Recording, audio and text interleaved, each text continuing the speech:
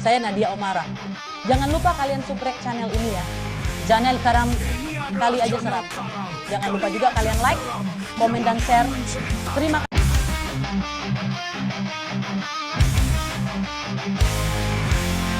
Ini adalah channel Karam kali aja seram yang akan menceritakan kisah horor kalian dari Sabang sampai Papua.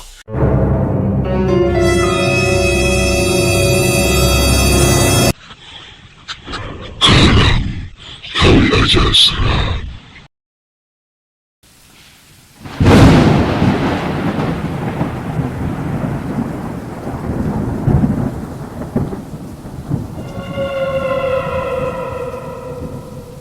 Cerita pertama, mandi bareng pocong.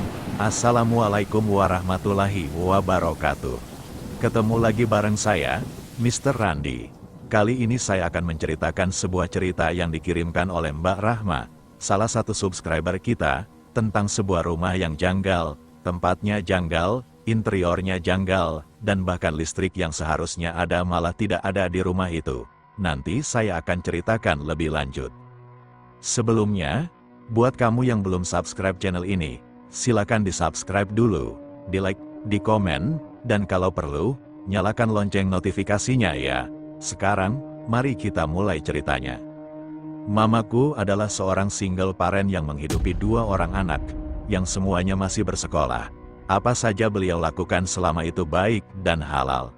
Dari berjualan tempe dan tahu di pasar, mencuci dan menyetrika pakaian orang-orang yang membutuhkan, hingga membantu orang lain dengan segenap hati. Meski upahnya tidak seberapa, kami, anak-anak mama, tidak pernah merasa malu. Apa yang bisa kami lakukan untuk membantu mama, pasti akan kami lakukan dengan ikhlas dan senang hati. Siang itu, mama pergi untuk menyetrika di rumah salah seorang tetangga kita. Sebut saja namanya Bu Misna. Mama kalau kemana-mana selalu mengendarai sepeda ontel warna hitam kesayangan kami. Rumah Bu Misna sebenarnya tidak terlalu jauh, hanya sekitar 500 meter saja. Jarak yang menurut kami, yang biasa berjalan kaki, tidak terlalu jauh. Daerah tempat kami tinggal bisa dibilang kota, tapi belum begitu padat. Masih ada banyak area hijau seperti hutan-hutan kecil, sawah, dan beberapa tempat memancing yang memanjakan mata. Rumah-rumah di sini juga beragam, ada yang megah, 2-3 lantai, dan ada juga yang terbuat dari kayu, bahkan rumah panggung. Rumah gubuk juga masih ada, termasuk rumah kami. Tapi alhamdulillah, walaupun gubuk, setidaknya kami tidak kepanasan dan kehujanan. Akhirnya mama sampai di rumah Bu Misna, yang merupakan ASN, Aparatur Sipil Negara. Setelah melaksanakan tugasnya, sebelum pulang, Bu Misna mengatakan kepada mama bahwa saudaranya, Bu Rumana, akan pulang kampung. Rumahnya yang ada di dekat situ akan ditinggal. Bu Misna menawarkan kepada mama untuk menjaga rumah Bu Rumana selama beliau pulang kampung. Mama setuju karena upahnya lumayan. Singkat cerita, mama dan Bu Misna berkunjung ke rumah Bu Rumana yang terletak di tengah sawah. Rumah panggung itu memang ada di tengah-tengah sawah, dan selama ini kami hanya tahu bahwa rumah itu milik adik Bu Misna. Ketika masuk, Mama dan Bu Misna disambut oleh Bu Rumana dengan wajah yang ramah. Mereka ngobrol, dan Bu Rumana menjelaskan bahwa ia akan pulang kampung lusa dan membutuhkan seseorang untuk menjaga rumahnya. Mama ditawarkan untuk menjaga rumah itu, dan Bu Rumana berjanji akan memberikan apresiasi yang sepadan. Adikku yang kecil akan masuk sekolah, jadi butuh uang untuk pendaftaran dan segala macam. Alhamdulillah, dengan adanya pekerjaan ini menjadi kesempatan bagi mama. Pekerjaannya juga sederhana, yaitu datang sore, menginap di sana, pagi hari bersih-bersih sedikit, seperti menyapu dan beres-beres. Rutinitasnya setiap hari hanya seperti itu, tidak terlalu repot. Lusa, Bu Rumana berangkat pagi-pagi sekali. Mama sempat mampir untuk mengambil kunci sebelum bekerja di rumah Bu Misna. Tidak ada pesan atau wejangan apapun yang diberikan oleh Bu Rumana. Hanya pesan untuk menjaga rumah itu dan jangan pernah ditinggalkan sampai mereka kembali. Setelah Bu Rumana berangkat menggunakan beberapa mobil, Mama mengunci pintu dan mengecek kembali semua yang seharusnya menyala tapi tidak menyala, seperti kompor listrik, pintu dan jendela sudah tertutup rapat. Sore harinya, sebelum bekerja di rumah Bu Rumana, Mama pulang sebentar ke rumah. Mama mengajak saya untuk menginap di sana. Tapi adik saya yang bungsu dititipkan ke nenek. Karena ini malam pertama untuk menjaga rumah Bu Rumana. Mama khawatir jika adik saya, Arum, akan nyenggol barang ini atau itu yang harus dijelaskan dulu. Ketika sampai di rumah Bu Rumana, saya kaget karena ternyata rumah itu belum ada aliran listrik. Memang beberapa rumah di sekitar kami, termasuk gubuk kami, juga belum ada aliran listrik. Tapi untuk rumah yang ditinggali oleh orang berduit rasanya agak aneh. Mama menjawab bahwa mungkin karena rumah itu berada di tengah sawah, jadi orang PLN belum sempat untuk mengurus listriknya. Jam 5 sore, saya dan Mama menuju ke rumah panggung di tengah sawah itu dengan membawa satu kantong kresek hitam berisi selimut, kayu putih, lotion anti nyamuk, dan sebuah lampu senter model lama. Kami menyusuri jalan setapak yang hanya muat untuk satu orang, di sisi kiri berbatasan dengan tembok tinggi milik tetangga. Rumah itu benar-benar berada di tengah sawah yang besar, sendirian, tanpa ada tetangga di kanan kiri. Terasnya besar dengan kaca jendela tanpa tirai. Masuk dari teras langsung menuju ruang tamu yang besar juga, dengan beberapa buah kursi jati. Kamar mandinya berhadap-hadapan sehingga membentuk koridor yang cukup panjang. Di kanan dan kiri dinding kamar bagian luar terdapat bingkai-bingkai foto besar berisi foto anggota keluarga Bu Rumana. Setelah melewati koridor panjang itu, kita bisa masuk ke dapur. Dapurnya besar sekali. Ada meja dapur yang panjang, beberapa lampu templok besar tergantung di kanan kiri meja. Ketika menuju kamar mandi, kita harus membuka pintu dapur dulu. Kamar mandinya ada di sebelah dapur. Saat azan maghrib bergema, kita masih bisa mendengarnya meski agak jauh. Tapi karena kita di tengah sawah, suaranya bisa terbawa angin ke kita. Saya dan Mama bersiap untuk menunaikan sholat maghrib. Sebelum sholat, kita menyalakan dulu lampu-lampu templok yang ada di tembok, di meja, di ruang tengah, dan di dapur. Teras besar tanpa tirai itu kami tutup pintunya, karena Mama takut kalau tiba-tiba melihat sesuatu. Ketika saya tanya apa yang ditakutkan, Mama tidak mau menjawab. Setelah menunaikan sholat maghrib, biasanya saya baca-baca buku di rumah, tapi kali ini saya tidak bawa buku, jadi bingung mau ngapain. Mama menanyakan apakah saya lapar atau tidak. Saya bilang tidak lapar. Tapi Mama menjawab, jangan sampai kamu kelaparan dan terbangun tengah malam. Entah apa maksudnya, padahal bisa saja bikin mie atau apa malam-malam. Tapi Mama sepertinya takut untuk bangun malam-malam. Malam itu terasa begitu lambat. Jarum jam seolah bergerak sangat lambat, karena saking sunyinya malam itu. Selain suara binatang sawah, saya juga bisa mendengar suara detik jam. Rasanya benar-benar hening. Awalnya sih baik-baik saja, hanya mendengar Mama mendengkur mungkin karena capek. Tapi karena saya tidak bisa tidur, rasanya benar-benar sendirian. Saya merasakan hawa di sini benar-benar bikin merinding. Angin-angin yang berhembus di sela-sela rumah panggung itu menusuk-nusuk. Karena tidak kuat dingin meski sudah pakai selimut, saya bangunkan Mama. Saya bilang, ada kasur tipis atau apa gitu, ini dingin banget. Soalnya kita tidur di lantai kayu. Mama bangun, pergi ke ruang tengah, dan di sana ada lemari TV, di dalamnya ada tumpukan bantal dan kasur tipis yang berwarna hijau. Tapi Mama bilang sebenarnya Mama lupa nanya ke tuan rumah apakah boleh dipakai atau tidak kasur ini. Saya jawab, tidak apa-apa kali, Ma, ini kan cuma dipakai tidur. Kita tidak mencuri.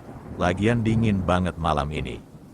Akhirnya Mama setuju dan kami tidur beralaskan kasur tipis. Meskipun beberapa kali terbangun di tengah malam, alhamdulillah tidak terjadi apa-apa.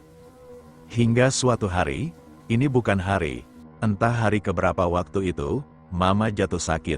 Mama demam hingga tidak bisa bermalam di rumah itu. Mama menyuruh saya untuk menginap di sana bersama Arum. Memang saya masih kecil, tapi juga sudah cukup berani. Dibilang kelas 6 SD waktu itu, anak-anak seusia saya pada waktu itu memang sudah bisa mencari uang. Sudah bisa membantu keluarga. Akhirnya saya disuruh Mama untuk nginep di rumah Bu Rumana dengan Arum, adik saya. Seperti biasa, kami berangkat naik sepeda ontel kesayangan. Arum sebenarnya sosok yang cukup berani, bahkan lebih berani dari saya. Meskipun perempuan, Dia lebih berani dari saya. Melihat rumah yang tanpa tetangga kanan dan kiri ini membuat Arum terperangah. Ini beneran di tengah sawah banget, katanya. Kami berjalan beriringan menuju rumah besar itu. Berikut lanjutan dari cerita sebelumnya. Keesokan paginya, Mama bangun dalam keadaan lelah. Rasa khawatir yang belum sepenuhnya hilang membuat beliau tidak bisa tidur nyenyak.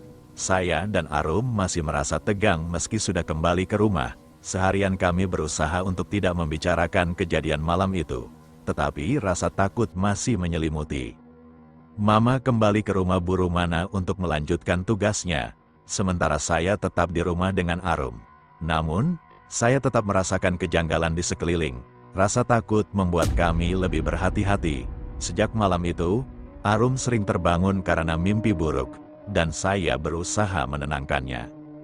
Selama beberapa hari berikutnya, Mama tidak ada perubahan pada rutinitas kami, kecuali suasana yang terasa lebih mencekam di rumah Bu Rumana. Setiap kali saya harus pergi ke rumah itu, ada rasa tidak nyaman yang menyelimuti saya. Kami selalu memastikan bahwa lampu-lampu menyala dan pintu-pintu terkunci rapat.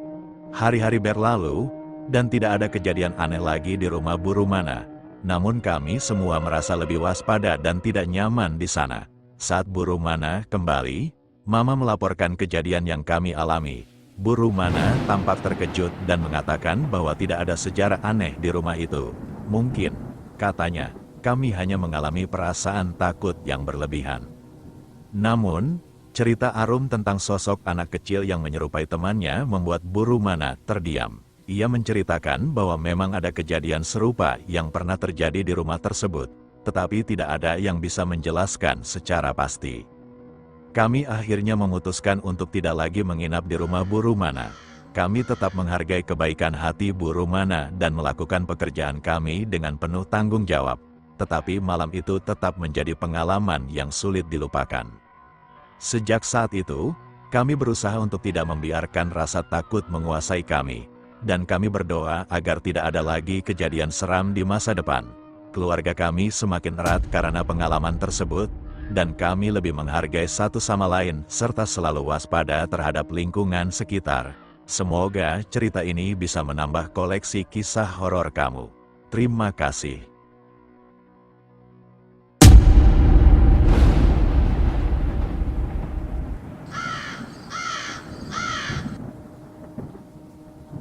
Cerita kedua, camping horor.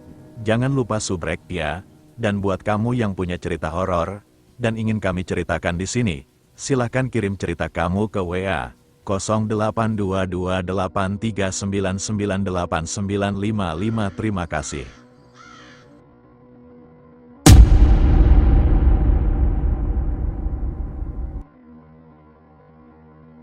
Namaku Iden. Ini pengalamanku yang terjadi sekitar tahun 2020. Ketika itu, di sela-sela kegiatanku bekerja, aku memutuskan untuk mendaki gunung yang cukup favorit di kalangan anak muda. Gunung tersebut terletak di sekitar daerah Bandung. Singkat cerita, tibalah hari yang kutunggu-tunggu, hari Kamis, saat aku dan saudaraku mengambil cuti. Sekitar pukul 2 siang, aku menelepon saudaraku untuk menanyakan jam keberangkatan. Saudaraku bilang kami akan berangkat sekitar pukul 4 sore, setelah maghrib, agar tidak terkena macet dan udara pun lebih sejuk.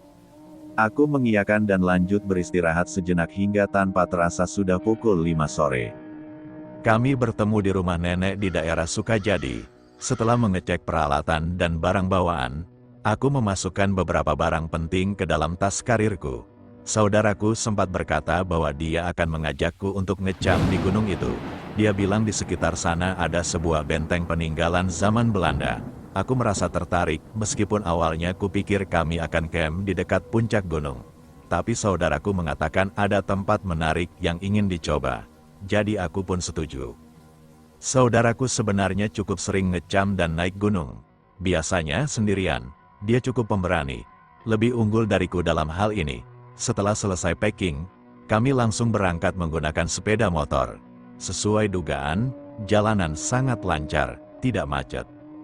Di base camp gunung, sebelum memulai pendakian, kami bertanya pada penjaga base camp ada berapa tim yang melakukan pendakian hari itu. Penjaga mengatakan ada 7 tim termasuk kami.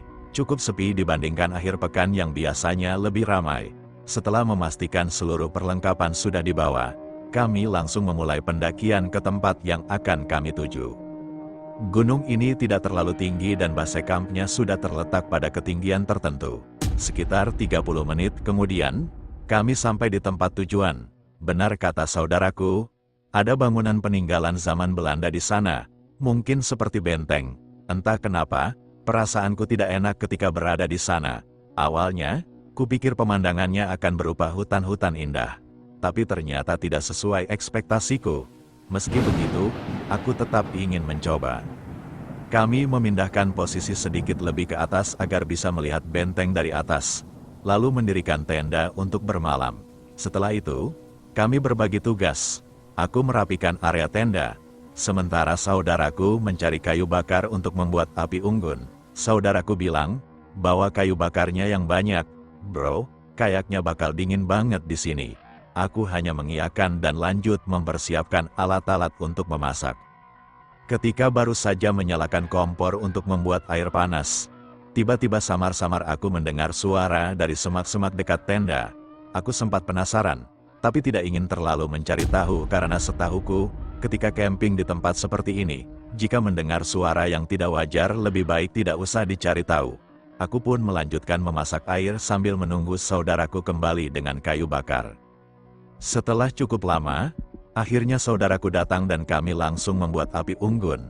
Kami menikmati makanan yang kami bawa dan merasakan ketenangan suara alam yang membuat pikiranku tenang, terbebas dari hiruk-pikuk pekerjaan kantor. Hingga tanpa terasa, jam sudah menunjukkan pukul 11 malam. Di tengah obrolan, saudaraku izin masuk ke tenda untuk mengambil jaket.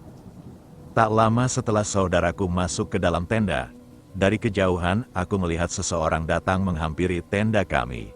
Seorang pendaki perempuan, membawa tas karir di pundaknya, berjalan ke arahku. Dia berkata, "Ahoyong ngenang si duru, teh nanaon tiris, ingin ikut menghangatkan diri karena kedinginan." Aku pun mempersilahkannya duduk di depan api unggun. Aku menawarkan beberapa cemilan dan minuman hangat, tapi dia menolaknya. Aku kurang pandai mengisi topik pembicaraan, jadi tidak banyak mengobrol dengannya.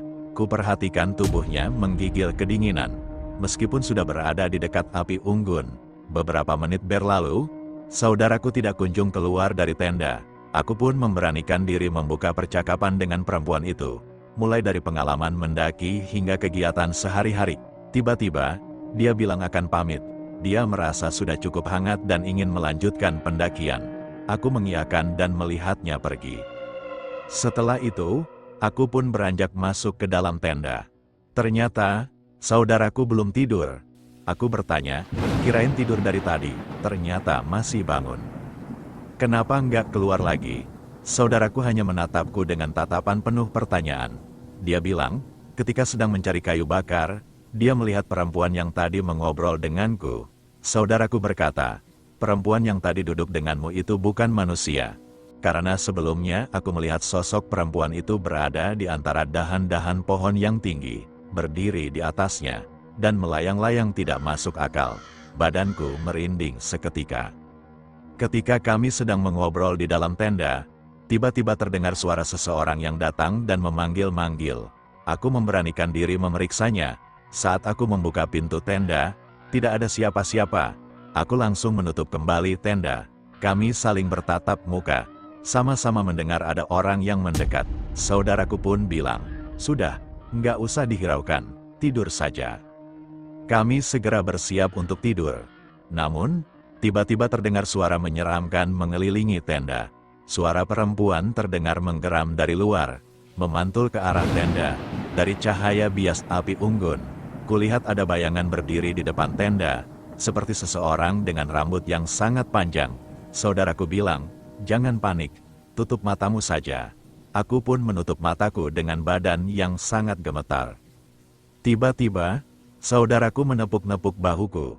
Refleks aku berbalik dan melihat di tengah-tengah antara aku dan saudaraku, sesosok perempuan dengan kulit yang kosong, seperti terbakar, hitam semua, dengan mata melotot putih, melihat ke arahku. Mulutnya menganga dan menggeram dengan suara sangat menakutkan. Seketika itu dadaku sangat sesak, membuatku sulit bernapas. Pandanganku mulai kabur.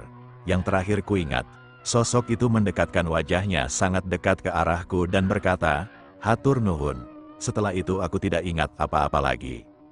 Ketika aku terbangun, hari sudah pagi, saudaraku sudah terlihat sedang merapikan barang-barang bawaan kami. Dia berkata, "Kita turun saja." Setelah itu, kami pun turun gunung. Sampai di base camp, kami mampir ke warung untuk sarapan. Penjaga warung sempat bertanya kenapa sudah turun lagi, bukannya semalam baru masuk. Dia juga menanyakan di mana kami ngecamp semalam. Saudaraku pun langsung menceritakan apa yang kami alami semalam. Ketika kami bilang kami ngecamp di dekat area bangunan itu, penjaga warung itu pun berkata bahwa memang di sekitar sana ada satu sosok perempuan yang kerap kali terlihat. Siapa sosok itu dan apakah ada hubungannya dengan bangunan di gunung itu, kami tidak diceritakan lebih lanjut. Yang jelas, konon jika berada di dekat tempat itu, pasti akan diperlihatkan sosok perempuan yang bisa berwujud apapun, bahkan menyerupai manusia. Pengalaman ini menjadi mimpi buruk yang cukup melekat dalam ingatanku.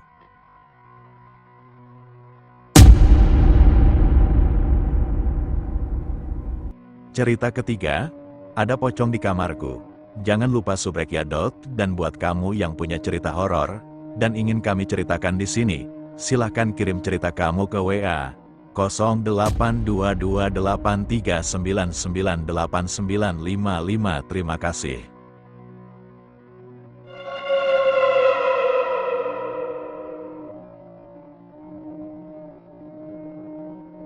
Ada pocong di kamarku. Pocong selalu hadir di kamarku. Aku tak paham kenapa pocong begitu betah berada di kamarku, berlama-lama. Yang aku heran, dia akan keluar kamar kalau subuh menjelang, tepatnya sebelum azan subuh berkumandang, memanggil setiap orang yang terlelap. Aku masih ingat saat pertama kali pocong ini mendatangi kamarku.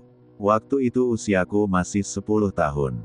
Apakah karena aku pernah memproduksi pocong dari DPD yang dibeli bapak, atau karena melihat peti jenazah bapak saat disemayamkan di ruang tengah rumah kami? Berbagai kemungkinan terlintas karena itulah yang kuingat. Pocong mengendap-endap masuk ke kamarku. Aku pun heran, kenapa si pocong mengendap-endap? Seharusnya dia melompat karena kakinya terikat oleh kain kafan yang diikat dengan kain putih. Saat pertama kali didatangi, aku begitu ketakutan hingga tak berani berteriak. Bukan karena tidak berani, tetapi suaraku seperti tercekat di kerongkongan, tak mau keluar. Air mataku mengalir deras membanjiri tubuhku, membasahi spray yang bergambar Spiderman yang sedang mengeluarkan jaring laba-labanya. Aku melihat pocong melirik ke arah pintu kamar yang terbuka, mengendap-endap seolah takut melangkah. Kain yang menutupi tubuh pocong sudah terlihat kumal. Begitu melihatnya, tersamar oleh buramnya lampu kamarku. Hanya bau apek yang membuatku membayangkan kalau kain yang dipakai pocong sudah hampir rusak. Aku berusaha membayangkan hal-hal yang menyenangkan untuk menepis ketakutan yang mendalam dan berharap pagi segera menjelang. Namun, usahaku tak berhasil. Pocong terus mendekati tubuhku yang terbaring. "Tolonglah," pikirku sambil menangis ketakutan. Tangisku pun nyaris tak terdengar karena aku takut pocong akan semakin marah mendengar suara tangisku. Pasrah, cuma itu yang terpikir sebagai penyelamat. Benar saja. Mungkin inilah yang kurasakan, saat tubuhnya naik ke atas tempat tidurku, tepat di sebelahku, pocong mendekatkan wajahnya ke telinga kiriku. Aku merasakan mulutnya begitu dekat, sampai terasa hangat dan basah. Aku cuma diam, kaku, hingga air kencingku keluar tanpa diperintah, membasahi tempat tidurku. Puas dengan telinga kiriku, pocong mulai meraba punggung hingga pantatku. Tangannya bergerak di antara kedua pahaku hingga akhirnya ke selangkanganku. Selanjutnya, aku tak tahu lagi apa yang terjadi. Mungkin aku pingsan. Entah berapa lama, ku rasakan ciuman di saluran pembuangan. Waktu itu aku yakin itu cuma mimpi, meski sering terjadi berulang-ulang, hampir setiap malam ketika aku berada di rumah. Paginya, aku bercerita pada bapak. Aku menceritakan semua padanya, bahwa ada pocong di kamarku. Bapak tertawa mendengarnya dan berkata, Kamu pasti bermimpi, mana ada pocong, kamu sih, terlalu banyak nonton film pocong. Aku cuma mengangguk, berusaha mempercayainya. Lalu, aku bercerita pada Firman, sepupuku yang setia, dia pun sependapat dengan Bapak. Demikian pula dengan pembantu di rumah kami. Mereka cuma tertawa dan menganggapku berhalusinasi. Dasar anak-anak, bisanya menghayal, katanya sambil berlalu. Andai aku punya abang, kakak, atau adik, pasti aku cerita juga ke mereka. Saat ibu pulang dari seminar, aku bercerita hal yang sama. Namun, ibu berkata, kamu pasti terlalu lelah. Aku cuma mengangguk, tapi dalam hati, aku tahu tidak ada yang percaya padaku. Demikianlah seterusnya, berulang-ulang, setiap malam, pocong itu menjadi temanku dalam kegelapan. Tapi ini tak bisa berlangsung terus. Aku harus mengakhirinya, pocong itu harus diberi pelajaran. Suatu malam, saat aku tahu pocong pasti kembali datang, aku mempersiapkan sebilah pisau yang kuambil dari dapur. Aku sembunyikan pisau itu di balik baju sambil tidur seperti biasa, menelungkup dengan guling menutupi wajahku. Tengah malam, pocong muncul lagi dan segera berada di sampingku. Semua perlakuannya kembali terulang seperti saat pertama kali ia melakukannya. Sebelum dia bisa melangkah lebih jauh, pisau dapur yang kupinjam segera kuhunjamkan ke tubuh pocong. Aku harap dia mati. 2 kali aku menghujamkan pisau itu tanpa berhenti. Suaranya yang menderita semakin lama semakin lemah hingga akhirnya tak terdengar lagi. Malam itu, aku pun kembali tidur. Dalam keremangan kamar, pocong itu tak lagi bergerak. Aku lempar pisau begitu saja dan kembali tidur ke posisi semula. Aku berharap pagi besok pocong sudah menghilang dan tak berani kembali lagi. Paginya, cahaya matahari sudah mengetuk jendela kamarku. Cahayanya menyelimuti kamarku. Terang sekali jadinya. Aku pun duduk dan menarik napas dalam-dalam, merasa lega dan penuh kemenangan. Namun, saat aku menoleh ke samping, aku kaget setengah mati melihat sosok Bapak yang sudah bersimbah darah.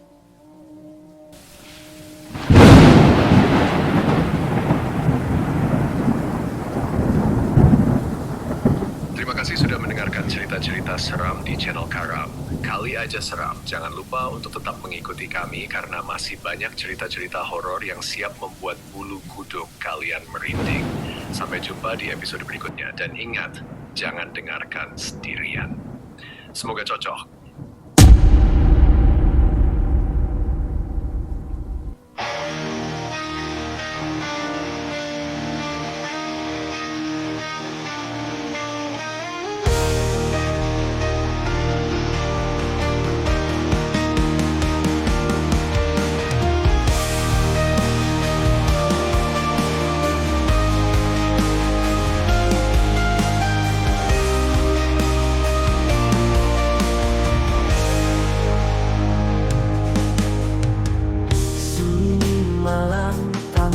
Suara angin dingin menyapa dari balik jendela kusam. Bayangan hitam melintas, hantu di dalam mimpi mengintai tanpa henti. Malam ini aku tak sendiri, ada dia bayangan sepi. Ketika bulan sembunyi dalam gelap, ku tak bisa lari. Langkah berat menghantui di lorong sunyi yang tak bertepi. Hantu di dalam mimpi mengintai tanpa henti. Malam ini aku tak sendiri, ada dia bayangan sepi.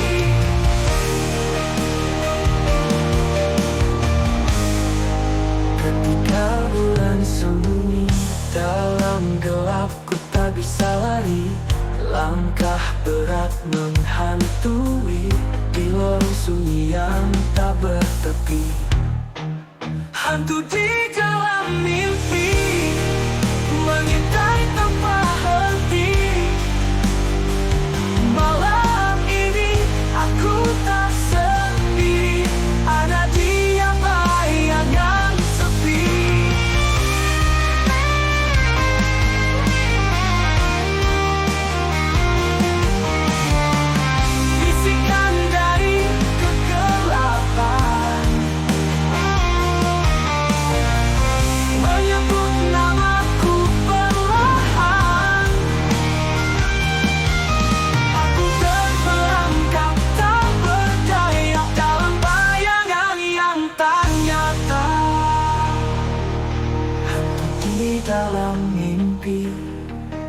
mengintai tanpa henti. Malam ini aku tak sendiri.